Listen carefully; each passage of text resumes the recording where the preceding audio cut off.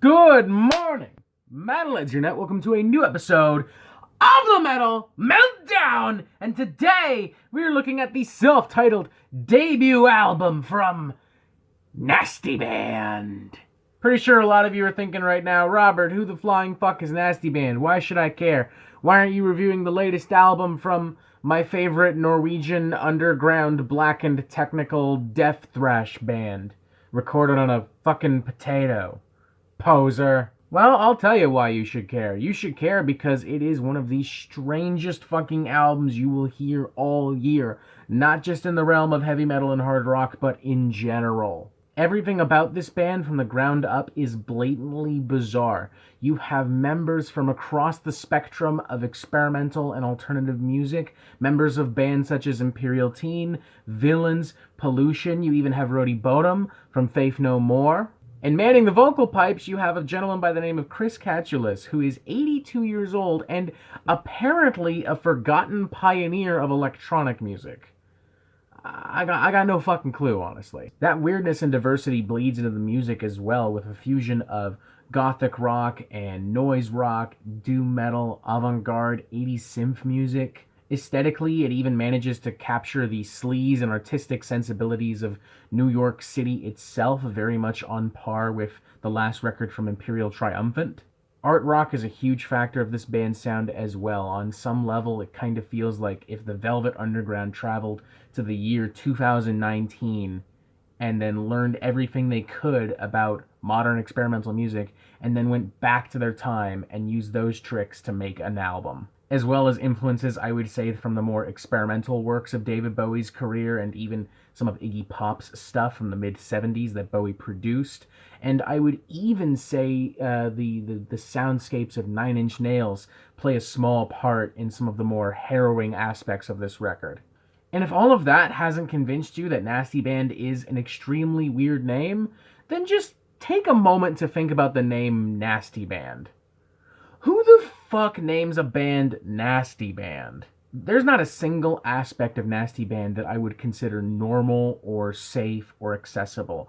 And there's a lot to admire about that. I mean, the sound is inherently very mysterious and sleazy and disturbing and awkward and off-putting, and it makes for a very tense, engaging, and unique listening experience. But unfortunately, it never quite transcends to being a great listening experience because the songs kind of drag on. They kind of bloat over. They don't really have melodies. There's not really much to sink your teeth into on a second listen unless you are interested purely in super dark and weird soundscapes. And the record ultimately kind of gets by on being insanely fucking weird. And again, for a lot of people, that's just not going to cut it. For that reason, I think it's very safe to say that this would not appeal to a vast majority of listeners, even within the world of heavy metal. This is a metal album made for people who like art rock. Not to the point of being artsy-fartsy or anything, but I could definitely understand if somebody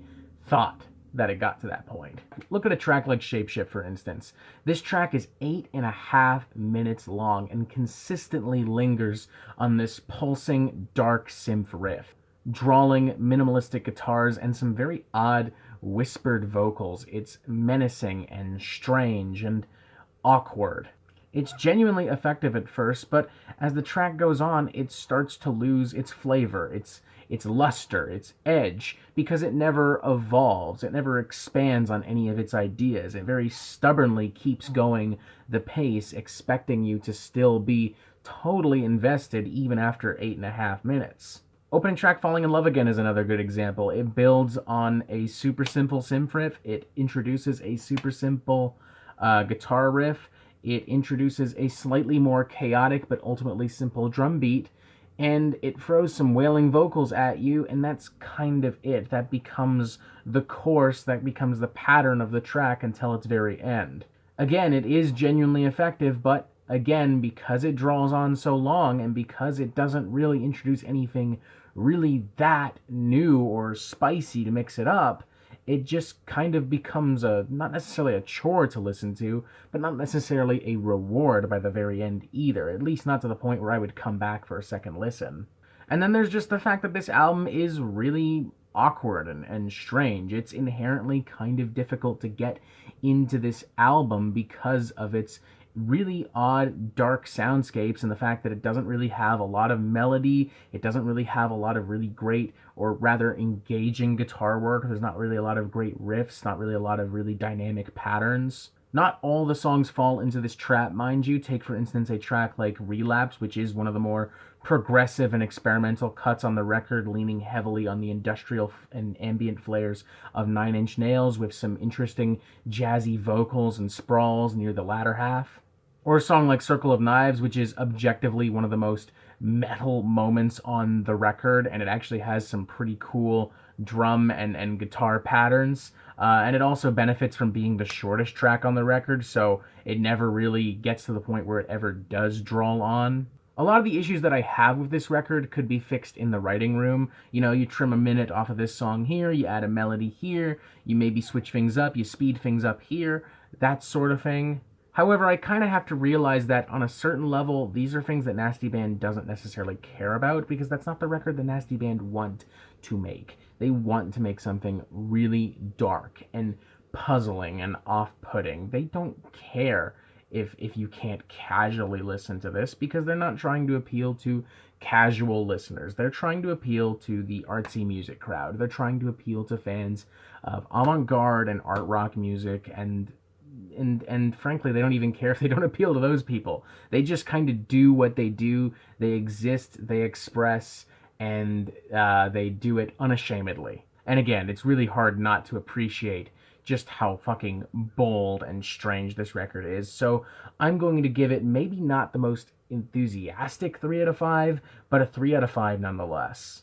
This was a really interesting musical experience. It doesn't really sound like any other album that's been thrown my way. And I do, again, love it from a conceptual and aesthetic point of view. Again, reminding me a lot of that Imperial Triumphant record. But where that record succeeds is where this record fails. Imperial Triumphant introduces a lot of other musical ideas into that record to make it feel more livid and diverse and powerful. Whereas this, by comparison, just looked kind of pompous and silly on surface level. Again, the name Nasty Band doesn't help. But I think if you spend some time with it, I think if you really enjoy art rock and the more experimental aspects of extreme music, I think you will find a lot to enjoy about this. You're just going to have to be patient.